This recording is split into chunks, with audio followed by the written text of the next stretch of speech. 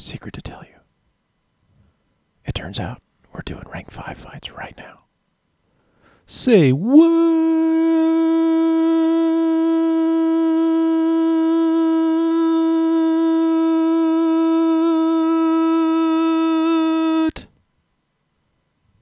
No, it's true. Let's do it. So you're going to fight some weird proboscis dude who has a long proboscis. Maybe even a couple of them. He might be African American, if you know what I'm saying. You're going to fight some leper gnomes. There's a group of them. There's some orgy action going on. And you get leprosy. Yay. Well done. There's some weird-looking creature from the Black Lagoon, humanoid guy. I think he's sort of undead. I don't really know what he is. And then you fight this chick, who seems to be a giant gnome. It looks like a gnome had sex with a giant ginger. Check out that hair. That's awesome. All right. I think I've insulted enough people. Let's get started.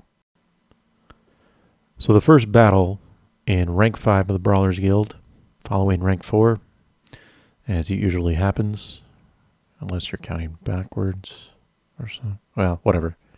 I'm not good at math, okay? The point is here, you're facing Millie Watt, who is this strange gnomish abomination. I don't even know what's going on here. It's like a cyborg chick. She's got a goddamn propeller in her back. I don't know what else you need to know. Although I would say she doesn't use it very well, considering she can just fly above me and pelt me. But otherwise, she just likes to use her photoplasm buster ray. And if I know one thing about photoplasm, okay, I don't know anything actually. But she likes to use it a lot. And it does pretty low damage. Can't really do anything to interrupt it. You could stun her, I guess, but it's a waste. So just heal through the damage a little bit. She also likes to use her electric grenades. That's a fast cast, but you can interrupt it. And you should try to do so if you're a melee, at least every other or so. Otherwise, just sidestep it. She'll throw a grenade at your current location, and you want to get out of that because it does around 15,000 damage every second while you're in there. And if you are a melee, you'll see that your location gets cut off pretty quickly. But by the time she's throwing her fourth grenade, even if you don't interrupt, the previous one should be disappearing. So you should have room to move into a new location every time. Anyway, the basic goal here is to interrupt a few electric grenades, sidestep them, heal through the damage, and then watch for her special ability, which is her ultra magnificent discombobulator. This is a channeled ability that lasts 15 seconds, I think. And it essentially, oh, there it is. It's Mega Fantastic Discombobulator. Kaldar, you idiot. Ugh, hate myself. Anyway, if this hits you, which it will, it turns you into a frog sort of thing, and you're discombobulated. However, you take very heavy damage over time while this is active, and if you don't break it, it will just kill you in a few seconds.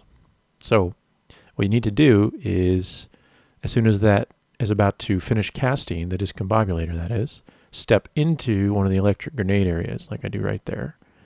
And as soon as you take a tick of damage while you're just discombobulated, it will break you out. And then you can step out of the grenade field, heal yourself up, and repeat the process. So that's basically the goal. Watch for that cast. Be near a electric field that you can step in just as it's finishing, and then you'll take her down. So that's the crazy ginger hybrid gnome Millie Watt. Let's check out the second battle. Second on the docket, we have Fjoll. Hi, I'm Fjoll, yeah. You betcha. I don't know what I'm doing. I sound like a retarded Muppet or something. My apologies. But this is Fjoll, and he's undead. And it's really a bane of his existence. He can't die. He can't get a date. You know, his body parts are always falling off. So that's real embarrassing when you're trying to get close to that girl. You put your arm around her and, oops, popped out of the socket, fell on the floor, spilled the drink. Yeah.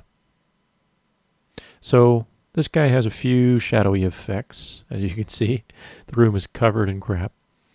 The basic idea here is to interrupt his shadow blast.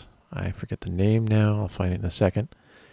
That's the one, shadowy blast. That was close. Which I failed to do a lot. And you can see it knocks you back. It does heavy, heavy shadow damage. But if you can, try to interrupt him when he's doing that. And then if you have a stun, use stun for Dark Zone.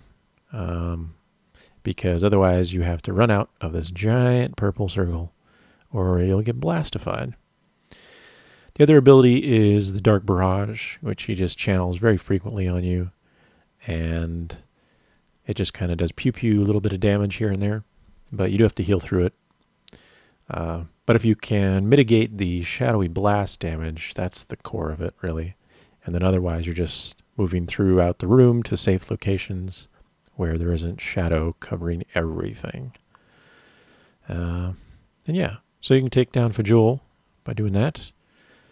Save your cooldowns if you need to kind of heal yourself up after the fight's been going for a while. And you should be able to take down this Undead Fool. So let's check out the third contender. So our third fight is against Probuskus, who is giant. Look at that guy. Giant insect. He's so tall. I don't even know. He couldn't fit through door jambs. He probably can't find pants that fit. No one wants to play any sports with him. Like, if he shows up at the local basketball park, and what's he going to do? Hey, guys. Hey, anybody want to play a game of hoops? Anybody? Where you go? Where you going? Hey, can I? Hello? Okay. I guess single horse it is. Yay. I mean, I don't know what he does. At any rate, dealing with Probuskus himself is a matter of not dying to Rain Dance, pretty much.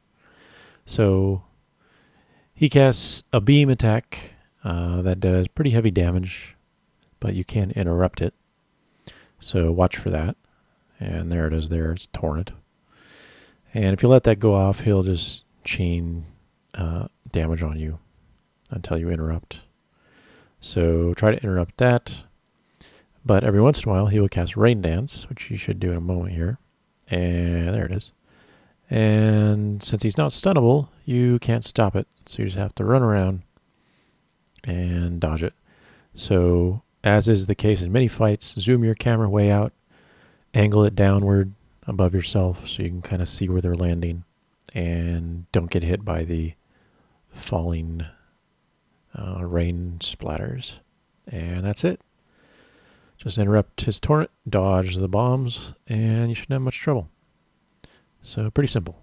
Let's check out the final boss in rank 5, the champion. Lastly, we have the champions of rank 5, the Leper Gnome Quintet, who actually accidentally stumbled into the Brawlers Guild after their gig down at Blues Alley over on 5th and Vine there. They'll be here all week pretty much, and usually on the weekends. Tip your waitress, all that good stuff. So, unfortunately, they don't really belong here. I don't know what the deal is with these dudes. Maybe I got lucky, but they didn't do much. So, they have this leprous slime or something attack, which is a stacking debuff, and it lasts 5 seconds. It does 1,500 nature damage every second for the 5 seconds per stack. So, up to 30,000 at 20 stacks. Come on, math. Yes, I think that's right. So that's a hefty amount for sure. But since it's only 5 seconds and you can CC these guys, if you have something like an AE stun, when you get to an unreasonable stack, you want to heal yourself a bit, just stun them and run away if you need to. Heal yourself a little bit. Go back to it. You can also distract them with pets. I didn't even mean to, but my little tiger guy got aggro and tanked one of them for most of the fight after we engaged, so that helps a lot. They also seem to spawn at various health levels. I assume this has to do with their assigned instruments in the quintet. Probably the bassist gets the most health, and the alto saxophonist, you know, pretty weak. I'm just saying. Historically. So in this case, I just decided to single target the one guy that was the lowest health, and then just rotate through them and pretty much repeat this process rather than AE them. The idea was that it's better to get them all down and one at a time quickly rather than to AE them simultaneously, even if my overall DPS is lower, because fewer targets attacking me means easier survivability. So I highly recommend you try this as well. It seemed to work well. And that is it. So if you defeat these fools, you will take over their gig. I hope you know how to play keyboards at least, or the xylophone perhaps. And you will be rank 5 champion. Congratulations. No one cares. No, that's not true. Your mom cares. You're special. You should call her. Tell her how you feel. Okay, that's it. Let's check out rank 6 next.